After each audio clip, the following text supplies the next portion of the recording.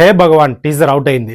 ఇందులో సుహాసు చిన్నప్పుడు స్కూల్లో తన టీచర్తో పెద్దయ్యాక నాకు జాబ్ చేసే అవసరం లేదు మేడం, నేను మా ఫాదర్ బిజినెస్ ను టేక్ ఓవర్ చేస్తా, మళ్ళీ ఇంకోసారి నేను మా ఫాదర్ బిజినెస్ ను చూసుకుంటా అని పదే పదే అంటుంటే ఇంతకీ ఇలా ఫాదర్ ఏం బిజినెస్ చేస్తాడా అని మొత్తం ఒకసారి డాట్స్ అన్ని కనెక్ట్ చేస్తే ఇలా ఫాదర్ వచ్చేసి స్పమ్ డోనర్ ఉన్నట్టున్నాడు. ఫాదరు నరేష్ గారు క్యారెక్టర్ కు సాలిడ్ అంటే సాలిడ్ గా యాప్ట్. ఇది సుహాస్ ఫ్యామిలీ గురించి అయితే, ఇంకా శివాని ఫ్యామిలీ గురించి.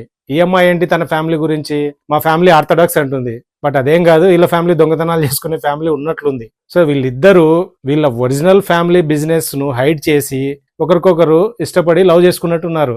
ఆ తర్వాత బబుల్ బరస్ట్ అయితే వచ్చే కాన్సిక్వెన్సెస్ కామెడీ, కన్ఫ్యూజన్, ఇదే స్టోరీ ఉన్నట్లుంది. ఐడియా అయితే ఇంట్రెస్టింగ్ గానే ఉంది, కామెడీకి కావాల్సినంత స్కోప్ అయితే కనిపిస్తుంది. ఇక సినిమాలో వీళ్ళు కామెడీ ఎంతవరకు జనరేట్ చేసినారో మనకైతే తెలియదు. రీసెంట్ టైమ్స్ లో నరేష్ గారు వైల్డ్ క్యారెక్టర్స్ అన్ని చూజ్ చేసుకుంటూ చాలా వైల్డ్ ఫైర్ మీద ఉన్నారు. సో ఈ సినిమాల క్యారెక్టర్ కూడా అలాంటి వైల్డ్ ఫైర్ క్యారెక్టరే. సుహాస్ గారు ఫస్ట్ నుంచి కూడా మనవాడి స్క్రిప్ట్ సెలెక్షన్ అయితే బాగుంటుంది, బట్ ఎటొచ్చి ఎగ్జిక్యూషన్ లోనే చాలా ప్రాబ్లమ్స్ ఉంటాయి. ఈ సినిమాలో అది రిపీట్ అయ్యిండదని అనుకుంటున్నా. కాస్టింగ్ విషయానికి వస్తే వెన్నెల కిషోర్ గారు, సుదర్శన్, అజయ్ ఘోష్ గారు, నిర్మలమ్మ, కామెడీకి కావాల్సినంత మంది ఆర్టిస్టులు అయితే కనిపిస్తున్నారు. విజువల్స్ బాగానే ఉన్నాయి. బీజిఎం బాగా లౌడ్ అనిపించింది. సో డైలాగ్స్ ను డామినేట్ చేసేంత ఉంది. వివేక్ సాగర్ గారు ఫస్ట్ టైం అనుకుంటా ఇలా చేయడం. నాకే అలా అనిపించిందా, లేకపోతే మీకు కూడా అలానే అనిపించిందా? మీకు కూడా సేమ్ ఫీలింగ్ ఉంటే కింద కామెంట్ రూపంలో చెప్పండి. సినిమా February 28 రిలీజ్ అవుతుంది.